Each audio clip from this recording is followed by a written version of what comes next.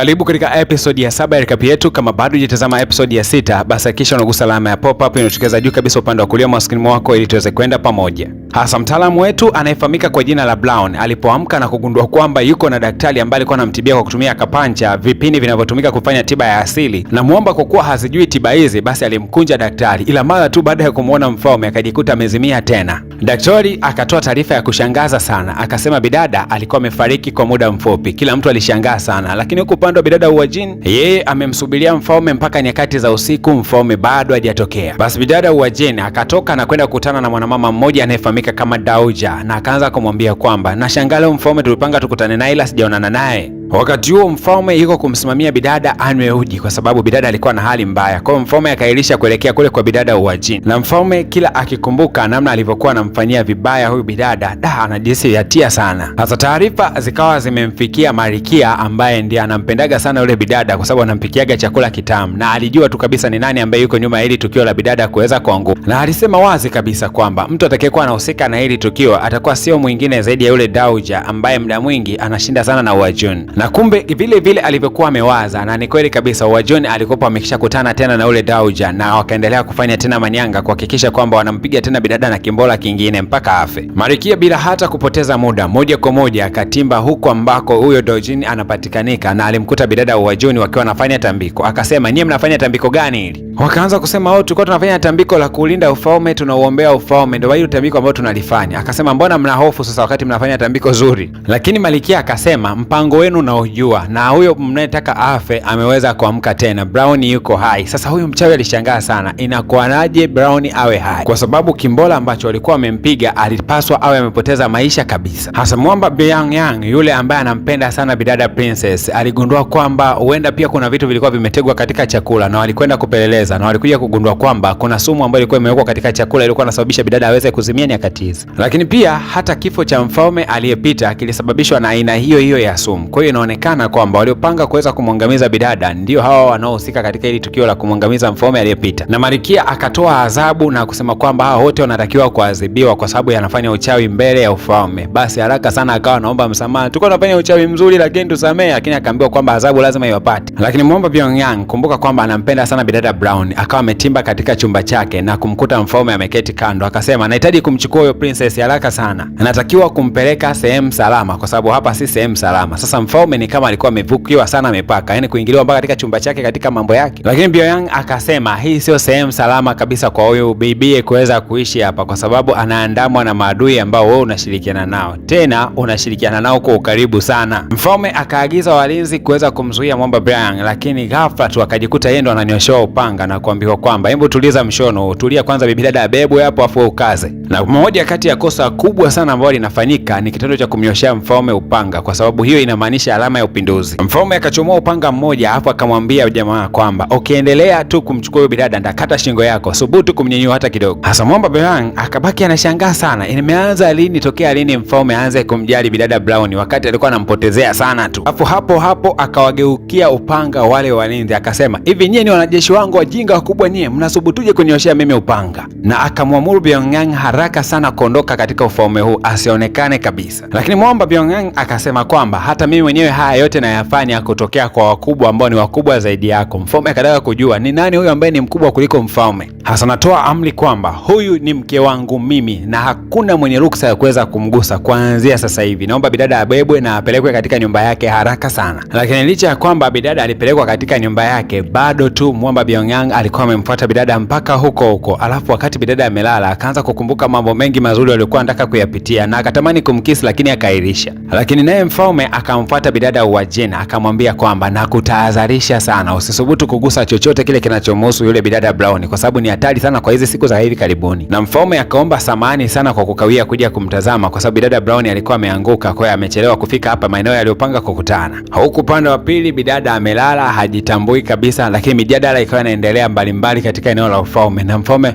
akawa anajadiliwa katika kila sehemu na wakuu na watu wenye pesa sana. Hasa bidada Brown kutokea jana usiku ndo anapata fahamu mida hii. Hasa bidada ndo fahamu zake zimekaa vizuri, anagundua iko katika eneo moja zuri sana. Sasa hapa baba yake mzazi ndo akawa anakuja akiwa ameagiza waganga mbalimbali kuja kumtibia binti yake. Na ukumbuke kwamba bidada Brown hajui kabisa baba yake ni nani. Sasa siku ya kwanza ndo anamuona baba yake, afu baba yake anamjali kinoma. Na Mwamba Byung-hun kila siku alikuwa anamtembelea baba yake na bidada. Kumbuka baba yake na bidada ni ana nguvu vibaya mno, ndio maana akaambiwa kwamba aolewe na mfalme kwa sababu hawa wote wawili wanatokea katika familia nzito. Hasa kumbe mfalme ana siri nyingi sana ambazo anazijua, siri za viongozi wakubwa sana katika nchi ambao wanajihusisha katika masuala mazima ya rushwa na ufisadi, lakini pia hata baba yake na bidada Brown inaonekana anahusika pia. Hasa kumbe mfalme ana kikundi chake cha siri, kikundi cha mazoezi, na mazoezi ambayo anayapiga ni ya nguvu sana. Yaani mfalme ni kwamba ana nguvu vibaya mno, ila anajifanyaga mdhaifu wakati fulani. Tena Mwamba alishapiga hatua parefu mno, kwani sasa hivi wanatumia mpaka bunduki, ila ufalme haufahamu chochote kwamba kuna bunduki katika huu ufalme, na hawajui kwamba kuna teknolojia ya bunduki imekuja. Hasa baada ya kufanya mazoezi yao huwa wanatawanyika na kuondoka katika hilo eneo hata bila mtu yoyote kuweza kufahamu nini walichokuwa nakifanya kwa siri. Alafu walipotoka hapo, mfalme na msaidizi wake wakaelekea kwa bwana mmoja hivi ambaye ni kansela, na wakaanza kumwambia kwamba tumeweza kumkamata huyu sungura, tumekuletea kama zawadi. Mfalme akawa anaulizwa kwamba unamkamataje sungura ambaye hana jeraha hata moja? Na ukumbuke kwamba huyu kansela ni miongoni mwa suspect, watu wanaohisiwa kwamba wanajihusisha na vitendo vya rushwa sana katika ufalme. Kwa huyu ni target pia ya mfalme kuhakikisha kwamba anakwenda kummaliza. Lakini mfalme akasema nimeweza kumkamata huyu sungura bila jeraha kwa sababu nilikuwa nimemwekea mtego. Lakini kansela akawa anamwambia mfalme kwamba bidada Brown ameweza kuamka, lakini huu mfano kwamba nimeweza kumkamata sungura bila hata jeraha lolote, nilimtegea mtego, unaweza kuwa na maana kubwa baadaye. Hasa bidada Brown huku ndani hajui chochote kile kama mfalme ameweza kurejea, na anakuja hapa katika chumba chake. Yeye alikuwa anajaribisha tu kuitesti sauti yake, anagundua kwamba iko tofauti sana. Anasema mbona sauti yangu imebadilika sana, hapo sielewi nimerudije. Sasa huyu mfanyakazi mwenzake haelewi umerudije, kwani ulikuwepo wapi? Na bidada wakati anaendelea kutazama mazingira akagundua kwamba kuna harufu fulani anaisikia, ikabidi kuelekea huko mpaka ndani ya hicho chumba, na alikuja kugundua kwamba kuna hifadhi kubwa sana ya dhahabu hapa ndani ya hili jumba. Bidada akaanza kujipunguzia mapande ya dhahabu na nguo za samani sana, akisema kwamba hizi zinatakiwa kukusanywa, atakapokuwa anarudi nyumbani kwake zinatakiwa na zenyewe ziwepo. Lakini kuna mjumbe akaja na kusema kwamba mfalme amekuja kumtembelea. Bidada akufurahi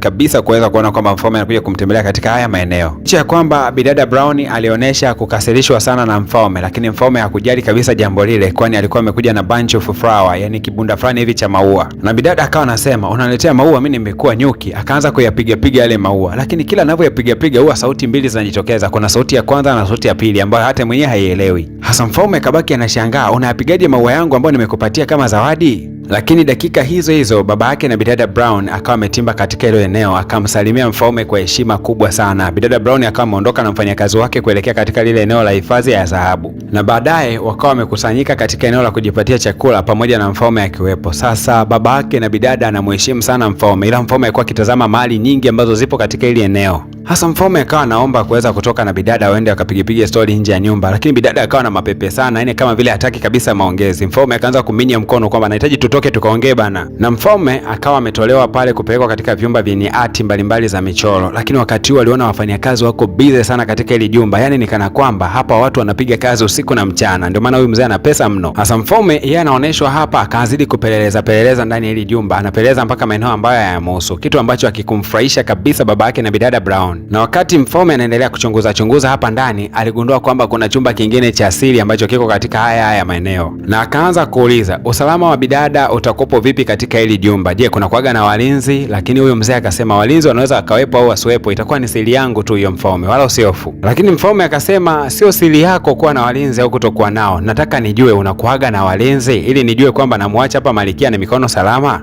Yaani hivyo ndivyo mtu anavyoongea na baba mkwe wake, kwa maana baba wa mke wake. Basi bwana mfalme hakutaka mambo yawe mengi, akawa anatoka pale akipiga story na huyu mzee. Lakini kuna kisima fulani hivi bwana mfalme alipoweza kukiona aliogopa sana. Kumbe wakati mfalme alipokuaga mdogo amewahi kujificha ndani ya kisima, kitu ambacho kinamkumbusha mambo ya kutisha sana miaka ya zamani. Mfalme alijikuta anatetemeka sana. Sasa bidada Brown akaanza kumsaidia Mwamba kutokana na ile hofu kali aliyokuwa nayo. Sasa mfalme ndo akakumbuka kwamba alipokuaga mdogo Huajini ndiye alikuwa amemsukumia ndani ya hiki kisima, na wakati huo bidada Huajini naye alikuwa amekuja mpaka huko katika familia ya kina bidada. Basi ikabidi Brown aweze kuwaagiza walinzi pale kuweza kumchukua Mfaume, kuweza kumpeleka ndani ili aweze kupumzika kwa muda, kwani wakati huo alikuwa anahitaji kuongea na bidada Uwajini. Na bidada Brown akamwambia Uwajini kwamba unatakiwa kukiri ukweli wako wote, kwa sababu nimesha kujua wewe ni nani. Wewe ndio unayehusika katika mambo mengi sana nyuma ya pazia, lakini pia hata upande wa Mfaume kuna baadhi ya vitu unahusika juu yake. Hasa unatakiwa ukakiri mbele za watu na ueleze kila kitu kwa Mfaume. Bidada Uwajini akatoka pale wala hakujibu chochote kile, akaenda kumfuata Mfaume na kuanza kusema hali yako Mfaume inaendeleaje. Lakini Mfaume raundi hii hakuonekana kuwa nampendelea sana bidada Uwajini, kwani alikuwa ni kama vile ameanza kushtukia baadhi ya vitu. Unadhani itakuwaje katika episodi ya 8? Itakwenda kutupa majibu ya nini ambacho kitakwenda kujili. Mimi ni DJ Paul na hii ni PVP Media Max. Nakukumbusha wale wote ambao